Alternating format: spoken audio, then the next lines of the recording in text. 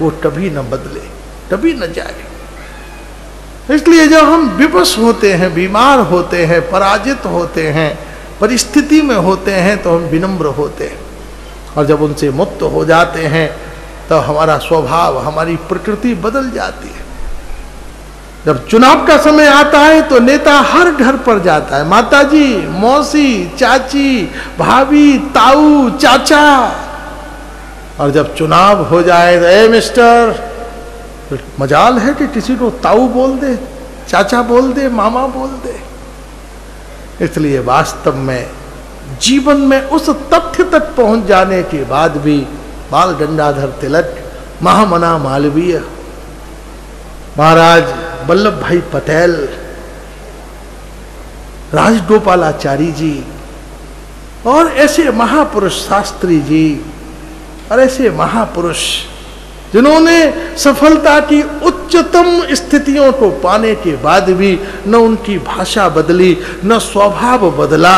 रविन्द्रनाथ टैगोर, विवेकानंद, भक्ति वेदांत स्वामी प्रभुपाद, 120-140 मंदिर बनाने के बाद भी एक वृद्धा ने वृंदावन में दोना फेंक दिया और प्रभुपाद ने वो उठाकर डस्टबिन में डाला। 140 मंदिर बनाने के बाद आज आदमी एक मंदिर बना ले तो उससे मिलने के लिए अपॉइंटमेंट लेना पड़ता है। महात्मा गांधी जब भारत में ट्रेन में सफर कर रहे थे, साउथ अफ्रीका से लौटने के बाद एक बूढ़े ने थूक दिया और महात्मा गांधी जी ने ट्रेन में अपनी उंगली से उसका थूक निकालकर हाथ पे रख लिया कि दोबारा अगर आपको थूक आए तो मेरे हाथ पर थूक देना, लेकिन मेरी भारत की इस जमीन और यहाँ की यातायात, इस ट्रेन को साफ रहने दो, स्वच्छ रहने दो।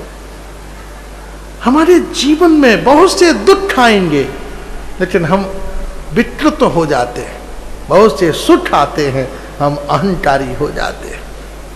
जीवन में एक बहुत संतुलित स्थिति होनी चाहिए।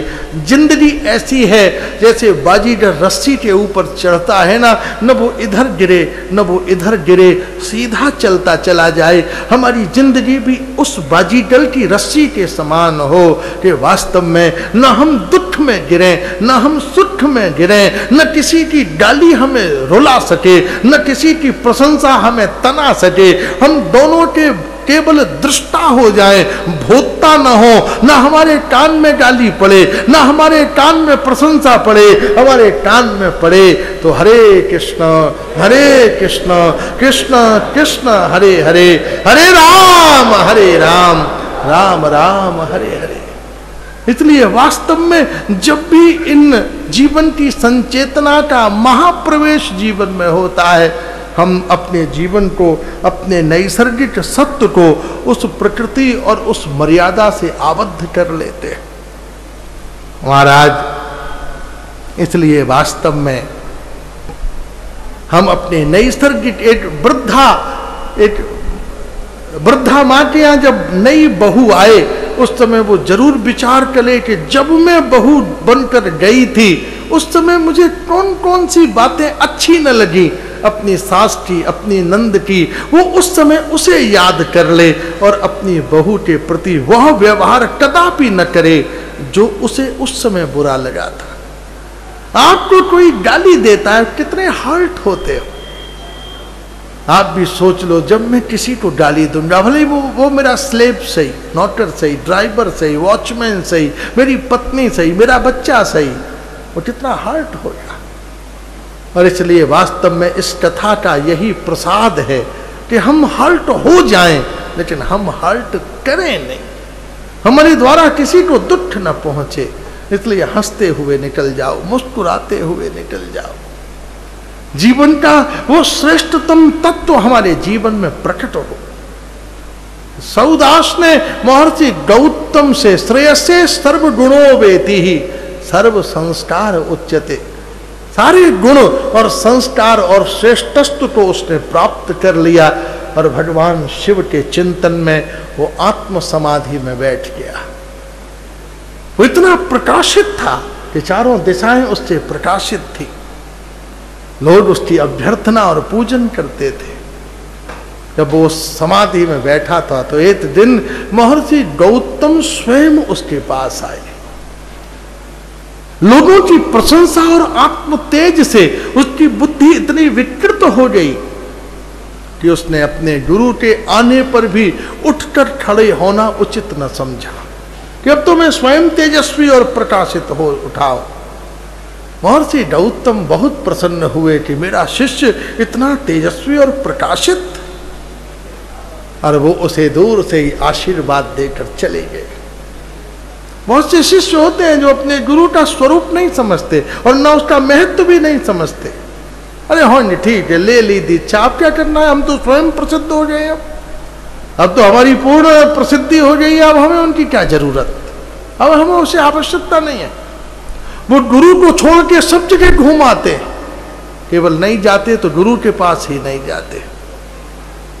हुआ ये, महर्षि गौतम चले गए और भगवान शिव त्रिशूल लेकर प्रकट हो गए। गुरु ने तो क्षमा कर दिया, लेकिन शिव क्षमा न कर सके कि गुरु का द्रोह करके, साधु का द्रोह करके। और कौन सा देवी देवता है जो हमें आशीष दे सकता है, आशीर्वाद दे सकता है, आश्रय दे सकता है। तेने ये बहुत ही अमर्यादित पूर्ण कृत्य किया है, इसलिए जा, तेरा राक्षस योनि में पतन हो जाए, तू भयंकर क्रूरतम असुर बन जाए, राक्षस बन जाए। आंखों से आंसू बहाता हुआ वो अत्यंत रुदन करने लगा। और तब करुणा में महर्षि गौतम उसके पास आए और उन्होंने कहा, तुझसे अपराध हुआ है, लेकिन कोई बात नहीं, इस अपराध का पश्चाताप करने का एक ही उपाय है कि तू श्रद्धा पूर्वक श्री राम की कथा सुन। भगवान शिव ने तुझे असुर योनि का शाप तो दिया, लेकिन उन्होंने अवधि निश्चित नहीं की कि कितने दिन तुझे असुर योनि में रहना है। मैं भूत भावन से प्रार्थना करूंगा और तेरा जो ये असुर स्वभाव है यह केवल 10 वर्ष तक तेरे जीवन में रहेगा और राम कथा सुनकर तू उस असुर स्वभाव से मुक्त हो जाएगा। क्योंकि आसुरीय स्वभाव को, आसुरीय प्रकृति को कौन बदल सकता है? केवल कथा। कोई यूनिवर्सिटी नहीं बदल सकती। कितनी यूनिवर्सिटियां हैं जिनके लड़के अंग्रेजी बोल रहे हैं, लैपटॉप चला रहे हैं, driving, horse riding, swimming, boxing, यानी क्या क्या सीख रहे हैं, लेकिन वो अपने पिता के पैर छूने को तैयार नहीं। अरे भाई, अपने पिता के पैर छू लो, बोलना पिताजी पहले आप साबुन से पैर धो के आओ, फिर उसमें कोई बढ़िया परफ्यूम लगाओ, फिर I am try, not then after is I am no sure I am touch your feet but I am try. साफ सुथरे करके नाखून काट के जरा परफ्यूम लगा के आओ तो सोचूंगा तुम्हारे पाप। कितने पढ़े लिखे लड़के, उनके घर जाओ, अरे भाई गुरुजी को नमस्कार करो, पहले तो हाथ ही मिला रहे, हाउ आर यू। हमने कहा क्या हाथ मिलावे इससे, हमारी खुद ही हाथ पैर फूल गए कि क्या करें इससे। अरे नहीं, पैर छू भाई। भारत में दिल्ली जाओ, बंबई जाओ, बेंगलोर में कितने बच्चे, माता पिता बेचारे शर्म से पढ़ाई पर कितना खर्चा किया है, करोड़ों रुपया पढ़ाई पर खर्च कर दिया, और 1 करोड़ रुपए की पढ़ाई के बाद भी वो लड़की साड़ी पहनने को तैयार नहीं। उस लड़की को रोटी बनाना नहीं आता। अगर कह दो कि एक रोटी बना दे तो भारत का नक्शा बना दे और भारत को पाकिस्तान में घुसा दे। एक रोटी बनानी नहीं आती, एक साड़ी पहननी नहीं आती,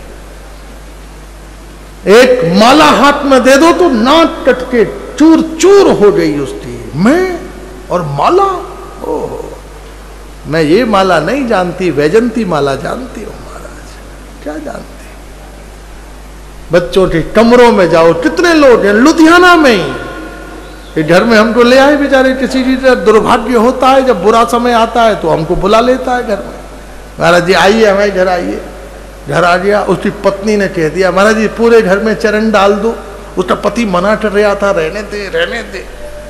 हमने भी ध्यान नहीं दिया, हमने जब साफ सफाई नहीं होगी, कुछ नहीं होगा, नहीं नहीं महाराज चरण डाल दो। अब बेचारा बड़ा अटपटा गया कि क्या करे, तो ले गया कमरा में, हमारा आदमी आगे आगे दौड़ रहा, न्यो चद्दर लगा ली उसने, पलंग पे खड़े होके न्यो चद्दर लेकर खड़ा हो गया। जो उसके लड़के का बेडरूम था, हमने कहा भाई जी क्या कोई फोटो खींचने वाली है, कैनवास लगा लिया जाए। बोल बस महाराज जी इधर मत देखिए, लौट जाइए। हमने कहा भैया हमें क्या जरूरत है, तू ही लाया है दिखाने के लिए, हम तो आए नहीं। इतनी देर में उसके हाथ से चद्दर छूट गई। अब क्या बताएं उसके पीछे क्या था, क्या बताएं। कहीं पर कोई खड़ा है, कोई भारत का लक्षण नहीं, कहीं रोजर मूर खड़ा है तो कहीं सिल्वेस्टर स्टैलियन खड़ा है तो कहीं माइकल जैक्सन खड़ा है, और किन किन के नाम ले। क्या करें, करोड़ों रुपया विद्या के ऊपर खर्च करने के बाद भी हम उनको इतना न बता सके, न जता सके, न साक्षात्कार करा सके कि हमारा देश क्या है, हमारा स्वरूप क्या है, हमारे संस्कार क्या है, हमारी सभ्यताएं क्या है। इसलिए क्या कर दिया, सत्यानाश कर दिया हमारी शिक्षा पद्धति ने। सारे अंग्रेजी जरूर आनी चाहिए। गांधी जी नहीं बोलते थे क्या, शास्त्री जी नहीं बोलते थे क्या, प्रभुपाद नहीं बोलते थे क्या, भगत सिंह नहीं बोलते थे, चंद्रशेखर आजाद नहीं बोलते थे, स्वामी श्री चैतन्य कृष्णाश्रय तीर्थ महाराज नहीं बोलते हैं क्या। कितने संत हैं, अद्भुत बोलते हैं, लेकिन उन्होंने जीन्स तो नहीं पहन ली, उन्होंने स्मोकिंग तो नहीं कर ली, उन्होंने संसार की विकृतियों को तो नहीं अपना लिया। इसलिए केवल कथा, कथा मात्रैक जीवनम। आज वास्तव में महाराज ऐसे ऐसे लोग मिलते हैं। यहीं जलंधर का ही एटलांटा में रहता है लड़का, 16 माला रोज करता है, आधी गीता उसको याद है। लेकिन वो कहता है ये किसकी कृपा थी कि बचपन से ही मुझे मेरी मैया कथा में ले जाती थी, हर रविवार में कीर्तन में जाता था। इसलिए आज जो भी बच्चों के अंदर संस्कार हैं, चरित्र हैं, वो कथा मैया की कृपा से हैं, यूनिवर्सिटियों से नहीं है, सत्संग की कृपा से है। इसलिए निश्चित रूप से आप जब भी सत्संग में जाओ अपने छोटे छोटे बच्चों को जरूर लेके जाना, अपनी छोटी छोटी लालियों को जरूर लेकर जाना, उन्हें सत्संग में बैठाने की तमीज भी थोड़ी घर में सिखा के लाना। हम बच्चों को सत्संग में तो ले आते हैं, लेकिन हम उनसे ऊधम मचाते। अरे एक पेरेंट्स की ड्यूटी है कि कथा में अगर बच्चा तुमसे नॉटीनेस कर रहा है तो तुम स्ट्रिक्ट हो जाओ, उसको बताओ कि आप किस तमीज से बैठो। अगर हम खुद ही लूज हो जाए तो बच्चों को संस्कार कहाँ से देंगे। इसलिए वास्तव में श्रेयते सर्व संस्कार भगवत चरित्र उच्यते। उन वास्तविक नैसर्गिक संस्कारों की प्राप्ति काय से होती है? भगवत चरित्र से, भगवान के चरित्र से। इसलिए तेरे अंदर की जो आसुरीय विकृति आई है, इस विकृति के को निवृत्त करने का एक ही उपाय है कि तू भगवान श्री राम का सुमधुर मंडल चरित्र श्रवण कर। और 10 वर्ष तक वो बन बन घूमता था, बन बन जाता। उसने 10 सहस्त्र ब्राह्मणों को मार के खा गया और न जाने कितने पशुओं की हत्या कर डाली। भटकता रहता, तड़पता रहता, इधर से उधर भ्रमण करता रहता। एक दिन जब वो जा रहा था तो महात्मा गर्ग आ रहे थे। उसने महात्मा गर्ग को उठाने के लिए जब दौड़ा तो उनके मंडल के अंदर उसका प्रवेश न हो सका। उसने सारी आसुरी शक्ति लगा ली, लेकिन वह गर्ग को न तो डरा सका, न उनका स्पर्श कर सका। और तब उसके अंदर ये आत्मबोध हुआ कि इनके अंदर एक विशेष शक्ति का संचार है।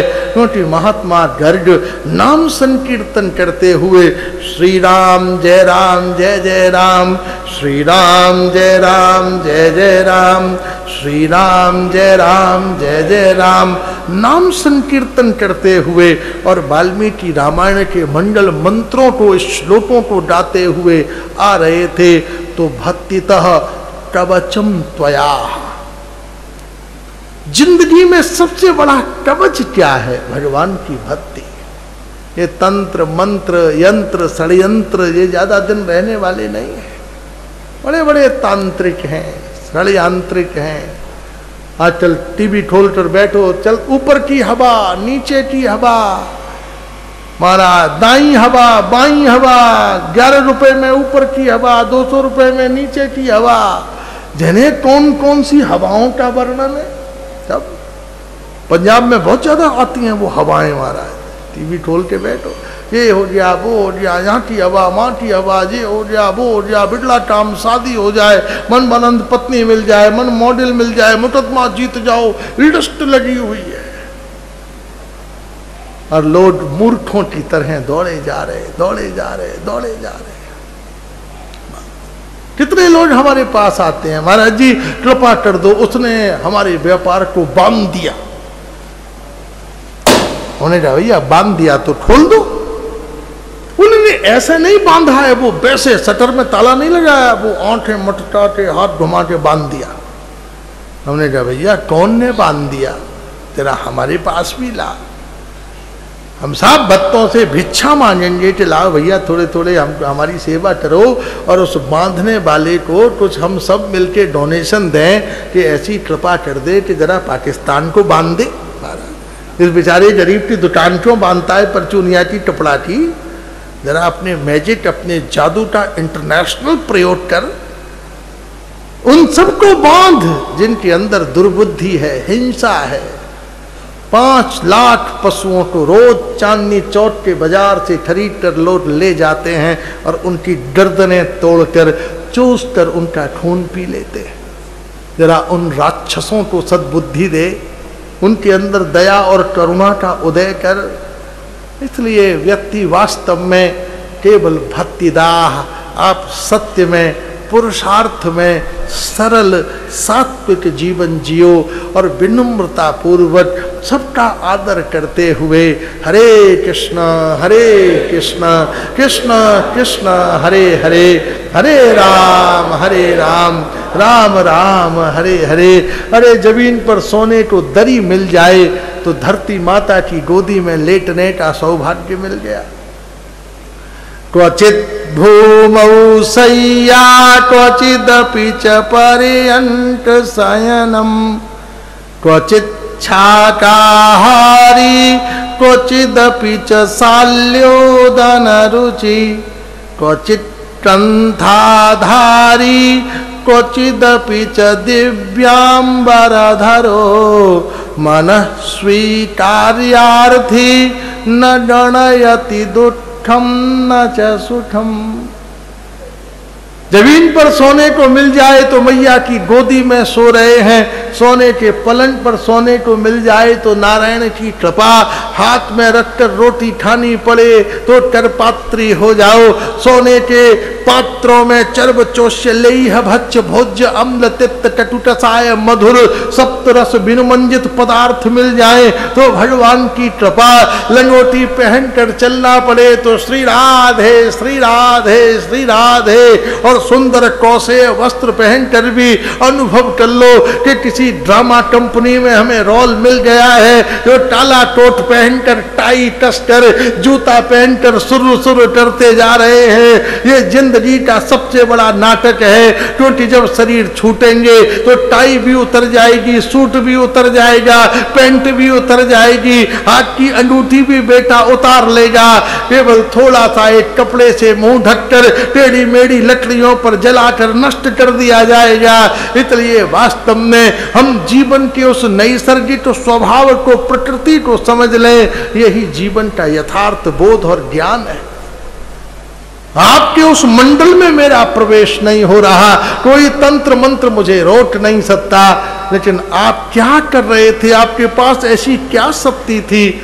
बोले मेरे पास केवल श्री राम जय जय राम, भगवान श्री राम का मंगल चरित्र है, श्री भगवान की मंगलमयी राम कथा है। और संत से ये जिज्ञासा और मिलन होते ही उसे ठीक 10 वर्ष के बाद ये बोध हो गया कि ओहो मैं कौन था और किस अपराध के कारण मैं राक्षस बना, और मैंने कितने अपराध और कर डाले, और मेरे गुरुदेव महर्षि गौतम ने मुझे यह आशीर्वाद दिया था कि राम कथा सुनकर मैं निवृत्त और मुक्त हो जाऊंगा। इसलिए महात्मन आप मुझे भगवान श्री राम का मंगल चरित्र सुनाए। एकदम महात्मा गर्ग को बड़ा आश्चर्य हुआ कि भयंकर यह असुर राक्षस अनायास ही श्री राम के प्रेम और श्री राम के आनंद की चर्चा करने लगा, और उन्होंने इसके परम कल्याण के लिए एकांत में वृक्ष के नीचे बैठकर इसको 9 दिन तक रामायण की कथा सुनाई। 9 दिन तक इसने जल नहीं पिया, 9 दिन तक इसने इधर उधर नहीं देखा, 9 दिन तक ये अपनी सारी प्रकृतियों को नियंत्रित करता रहा। इसके अंदर हुड़क उठती थी हिंसा की, प्यास की, भोगों की, नाना प्रकार की अन्य, लेकिन इसने अपने आत्मकल्याण का निश्चय कर लिया था और ये सबको नियंत्रित करके और अत्यंत भाव से 9 दिन तक भगवान की कथा सुनते ही संत चक्र गदा पद्म लेकर ये चतुर्भुज बन गया और दिव्य विमान में बैठकर भगवान के धाम वैकुंठ में इसका प्रवेश हो गया। इसलिए आप भी कथा सुनो अपने आप को नियंत्रित करके। कितने लोग तो बिस्लरी की बोतल ही लेके बैठे हैं कथा में, थोड़ी थोड़ी देर में ढक्कन खोल के फट पानी पी लेते हैं। महाराज अरे यार 1.5 घंटा शांति से नहीं बैठ सकते? कितने लोग चक्कर ही लगाते रहते, इधर से आए उधर से गए, उधर से आए उधर से गए, उधर से आए उधर से गए। कितनी माताएं 2-2 मिनट में कोनी मारती रहती हैं, सहेली को पूछते रहते ठीक है, ठीक है, वो भी ऐसा मूड हिला देती है जैसे फांसी पे लटक रही हो। महाराज क्या स्वभाव है, क्या प्रकृति है, क्या सत्व है। इसलिए उत्साहित होकर, और कथा में जो स्पेशली जो आगे बैठे वो बहुत उत्साहित होकर, क्योंकि ऐसा चेहरा तो हो तो जिसको देखकर कथा बोले, ऐसा इंस्पायरिंग फेस होना चाहिए जिसको देखकर इंस्पायर हो। लेकिन हम तो ऐसा चेहरा बना लेते हैं एस्पायरिंग फेस हो जाता है, बिल्कुल एस्पायरिंग। गए अब अंतिम श्वास ही ले रहे हैं महाराज, बिल फिल करके ही लौटे हैं वापस। क्या कथा सुना मैं? इसलिए उत्साह पूर्वक, आनंद पूर्वक, गति स्थिति के साथ, सबके साथ होते हुए भी अकेले हो जाओ। न तुम इसे जानते हो न तुम न इसे जानते हो। इस समय ऐसे बन जाओ कि वास्तव में तुम हो और तुम्हारे सामने मर्यादा पुरुषोत्तम श्री राम है। जब तक ये एकांतिक तन्मयता नहीं बनेगी, तुम दुनिया में जिसको प्यार करते हो कभी गौर से देखना, वो हजारों मेलों के बीच में खड़ा होता है, लेकिन तुमको न इधर दिखता है न उधर दिखता है। तुम उनको भी नहीं देख पाते जो तुमको देख रहे हैं, और तुम उसके आसपास को भी नहीं देख पाते, केवल उसे देखते रहते हो तुम जिसको प्यार करते हो। ऐसे ही अपनी जिंदगी में उस संसार के, उस भौतिक, लौकिक, जागतिक, ऐन्द्रिक, काम, क्रोध, मोह आदि के वशीभूत होकर काल तक ले जाने वाले प्यारों को तुम देख रहे हो। एक बार दुनिया की इस भीड़ में ऐसे खो जाओ कि न चाची दिखे न मौसी दिखे, दिखे तो धनुष बाण लेकर केवल श्री राम का दर्शन हो। इसलिए कथा में बैठना बहुत बड़ी तमीज की बात है। इसलिए कथा में जब बैठो, या तो आओ ही मत, अगर आप प्रिपेयर नहीं हो तो मत आओ। और जब आओ, स्कूल गए थे मन माने चले गए थे, यूनिफॉर्म पहनते थे, पेन लेते थे, डायरी लेते थे, प्रिपेयर होते थे, बस्ता तैयार करते थे, अपनी डेस्क पर अपनी क्लास में बैठकर तुम पढ़ते थे। और सत्संग ऐसा है जैसे मर्जी हुई चले आए। इसलिए कथा का अपमान मत करो, मत आओ। लेकिन जिस दिन आओ उस दिन डूब कर आओ, मर्यादा से आओ, सबको भूल कर आओ, केवल भगवान के लिए ठाकुर के आनंद में, ठाकुर के रस में डूब कर आओ। श्रीमद् भागवत में भी कथा आती है उस धुंधकारी की, जिसने बांस में छिपकर 7 दिन तक भागवत सुनी और 7 दिन में जल, प्यास, भूख आदि सब भूल कर, अरे भाई तुम हिमालय पर नहीं जा सकते, कितनी देर पर्वतों पर जाओगे, कितनी देर व्रत करोगे, कितनी देर प्यासे रहोगे, कितनी देर यज्ञ करोगे। कलयुग में तुम्हारे द्वारा यम, नियम, संयम, स्वाध्याय, निधिध्यासन, योगी, आर्व्रत, अनुष्ठान, तीर्थाटन आदि साधन होना संभव नहीं है। लेकिन कम से कम सारे यज्ञ, सारे तप, सारे तीर्थ, सारे व्रत, सारे अनुष्ठान, सारे उद्यापन, सारे दान, सारे पुण्य, सारे स्वाध्याय तुम्हें प्राप्त हो सकते हैं, लेकिन कथा में एक स्थिर स्वास्थ्य होकर, स्थिर वृत्ति होकर, जितेंद्रिय होकर, शरीर से, बुद्धि से, मन से अपने आप को संयमित और नियंत्रित करके हम भगवत कथा अमृत का आस्वादन करें, उसका श्रवण करें। इसलिए वास्तव में जीवन का जो नैसर्गिक रस चरित्र है उसका जीवन में प्रवाह हो, और जो हम सुने उसका चिंतन करें और उसे अपने जीवन में उतारने की कोशिश करें। हम गंगा जी में जाते हैं गर्मी में परेशान, लेकिन गोता लगा के जैसे शीतल हो जाते हैं, उसी प्रकार हरि कथा में आकर गोता लगाकर हमारी वृत्ति शीतल हो जाए, स्वभाव शीतल हो जाए, ऐसा लगे जैसे नया जन्म हो गया।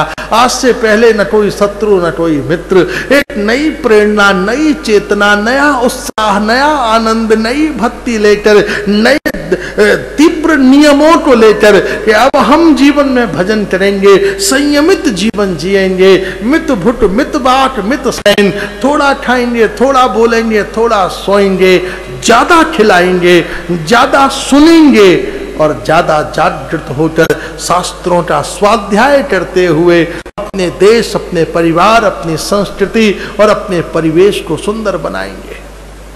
इसलिए तदर्थम श्रेय भक्ति रूपेण पुरुषार्थ करेंगे। छोटी सी गिलहरी महाराज नीचे से चढ़ती थी खजूर के पेड़ के ऊपर, 50 मीटर ऊपर नीचे आती, घास के 2 तिनके अपने मुंह में दबाती और खजूर के 50 मीटर ऊंचे पेड़ पर जाकर रखती, फिर नीचे आती, फिर रखती, फिर नीचे आती और रखती। उसने 200 चक्कर लगाकर अपने बच्चों के लिए छोटा सा घर बना लिया।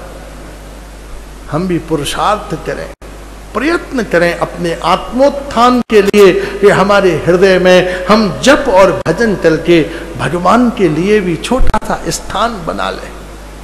इसलिए श्रेयसे हृदयम ग्रंथि श्रद्धा भक्तिश्च एवचा।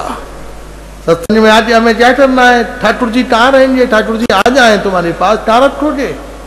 कोई जगह है तुम्हारे पास? नहीं है। इसलिए अपने हृदय को साफ सूफ करके वहां की शत्रुता हटाओ, मित्रता हटाओ, वहां पर सत्य का आसन बिछा दो, दया का दिया जला दो, त्याग का सुमधुर पंखा चला दो, वहां पर भगवान के प्रेम का, श्रद्धा का आसन बिछा दो। और जिस दिन हमारा हृदय ऐसा हो जाएगा, भगवान वैकुंठ से, गोलोक से, कारणार्णव क्षीरोदि पयोधि से दौड़कर हमारे हृदय में आ विराजेंगे। ईश्वरः सर्वभूतानां हृदयेषु अर्जुन।